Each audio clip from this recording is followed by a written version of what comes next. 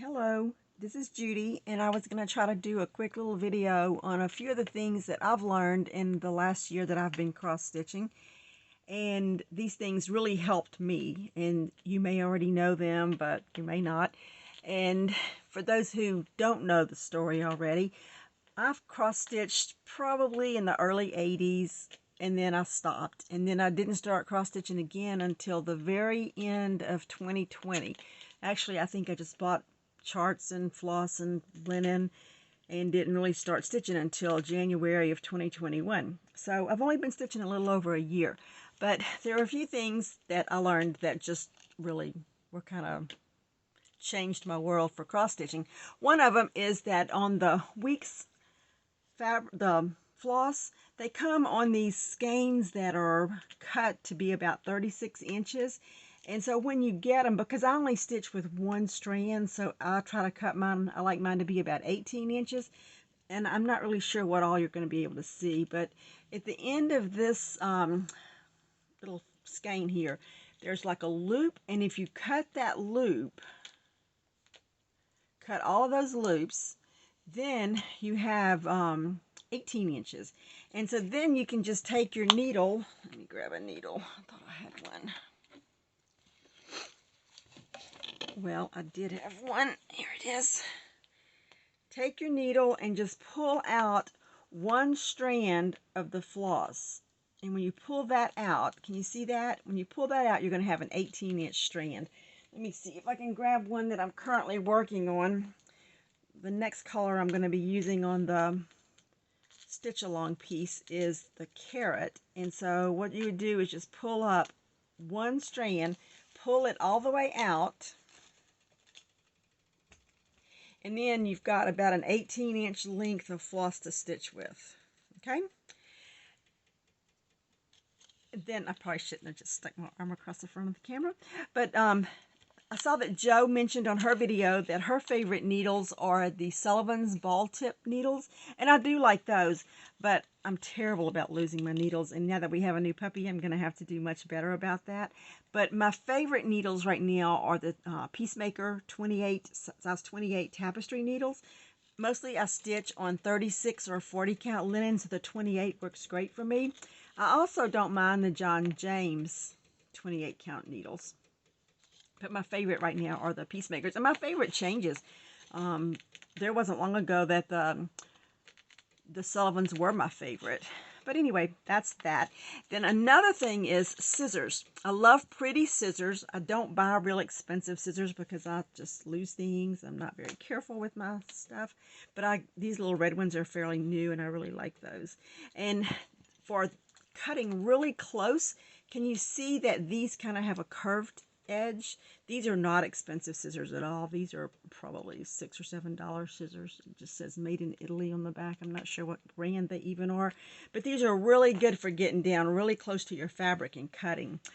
Now, one of the things that I kept reading and hearing when stitching was that I don't know if you're gonna be able to see it in this piece. I brought this piece in. This is a 30 count linen right here, and so I don't know if you're going to be able to see the warp and the weave of the fabric, but they will tell you, many people will tell you to start your stitch in the hole where the vertical thread crosses over the horizontal thread, and in this case it would be in that hole right there, but I really don't know if you're going to be able to see that in this video. But Jean Farish, and I will put a link to her FlossTube channel, she's just brilliant, and she's been stitching forever, and she has lots of helpful videos, and she says it truly does not matter. Now, what I do find that matters is if I'm going to begin stitching where a vertical thread crosses over a horizontal thread, that really helps me to know when I'm counting. Like sometimes you get in a little spot where you can't tell if it's 2 or 3, and I know that I'm always going to bring my needle up in a hole where the vertical thread crosses over the horizontal thread. And so if I find myself making stitches where my vertical thread is going under a horizontal thread, And that's the hole I'm using. I know I've miscounted somewhere and I've either crossed over one thread or 3 threads, and I need to go back and fix that. So if you'll just be consistent with what you do, I think that's more important than actually starting at one spot each time. Now this is a 25 count linen. It's by Witchelt, and that's not my favorite linen. And 25 count certainly isn't my favorite. But another thing that I've heard since the beginning is that if you'll always stitch, open this piece up, with this orange, this is the Zweigart, kind of like trademark, I suppose. If you'll always stitch with this orange line going vertically, that you'll get better stitches. And again, that's nice if it works, but if I needed a piece that was gonna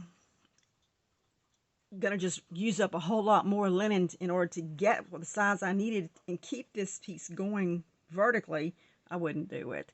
And there's oftentimes that, depending on the cut of the fabric you get, there is no self-edge on it. It's just been a cut serged edge, so you're not even going to know where that was.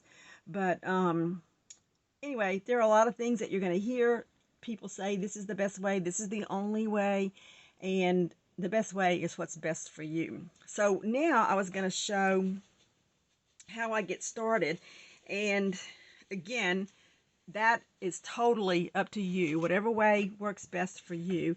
I like to start using the pin stitch because there are no other threads on the back yet to run through, and so I don't know that this is going to show, but for me to make a pin stitch, I would figure out where my 4 corners are going to be of each stitch. And with linen, I'm stitching over 2 threads at a time.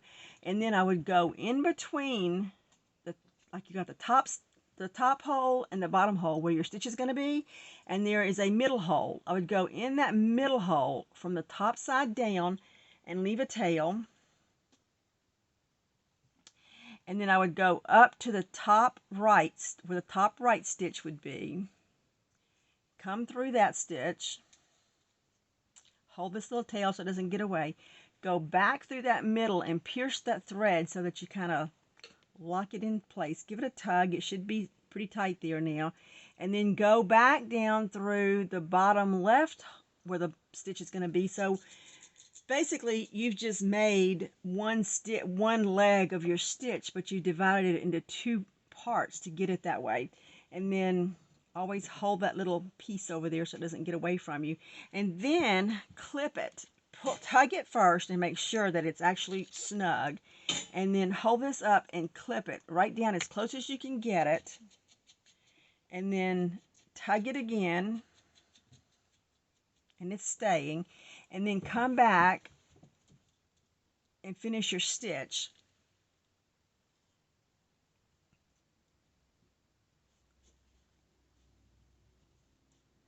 So you can't even tell where, you can't tell really if that had any thickness in the center or anything like that. And then on the back side, you don't have any tail to worry about. And then just keep on going. Now, whenever I keep stitching and stitching, and then when I get through, I'm going to have stitches across the back side. And so at that point, I just weave my thread in underneath my stitches. And then when I'm starting again, if I'm starting somewhere where there are threads that I can use, I'll just weave my starting thread under there too.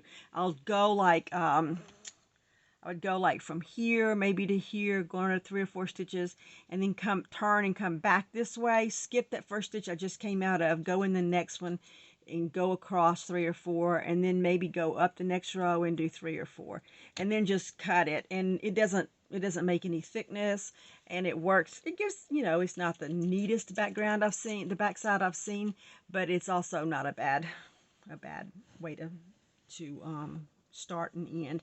Now on this one, when I go to start the next, what I've been doing on these is stitching the stem part first. So when I go over here to stitch the stem on the next one, there's not going to be a place where I can run my thread under, so I'll start with a pin stitch. Then I'll stitch the stem, and then when I start to stitch the pumpkin, I'll just run my thread underneath where the stem stitch was, and then I'll stitch my pumpkin, and when I'm done with my pumpkin, or I'll run out of thread and have to change thread before I'm done with the pumpkin, go on the back side, and I'll weave that thread in under some stitches, and then I'll start another strand of thread and I'll weave it under some stitches. I really don't trust the pin stitch as much as I do weaving the threads under. And then one more thing is carrying stitches. Like I wouldn't carry stitches, you know, like if I was down here and realized that I had missed a stitch up here, I wouldn't carry it all the way unless I had stitches. If I could run it underneath all these stitches where it wouldn't show, I probably would. I always try to calculate, is it going to take me more time and more thread to tie off right here and then start again up here? Or is it going to take the same or just, you know, almost the same amount of thread to go from here to here? I'm all about saving time and saving thread. So anyway, that's the things that I think about as I'm stitching and thinking about new stitchers and what I could share that might help them. And I know that many of you know way more about this than I do, so I'm not trying to tell anybody what to do. And the main thing is that you're happy with your work. And when I hear people talking about the backside and worrying about the backside, it's either going to be in a pillow or it's going to be in a frame. And I don't think it's anybody's business really what the backside looks like, because you're going to have to be really snooping to know what the backside looks like. So just be happy with your work. And if you're a beginner, just know that the second piece you make is probably going to look better than the first, and the third is going to look better than the second. So don't stress about it. Just make some things that that make you happy. And you'll always look at that first piece and know that was your first piece, because you'll just remember stitching. It won't necessarily look like a beginner piece. But, oh, we have a puppy, and I see things are about to get pulled down here. Oh. Okay, I suppose that means it's about time for me to end this video so I can take care of the puppy trying to reach the computer cord down here. So anyway, if you have any questions during the stitch along with Joe, you can ask me, you can ask Joe, you can ask anybody who's been cross-stitching. Everybody has an opinion, and there's really no right or wrong way as long as you're happy with your work. So have fun and get busy stitching.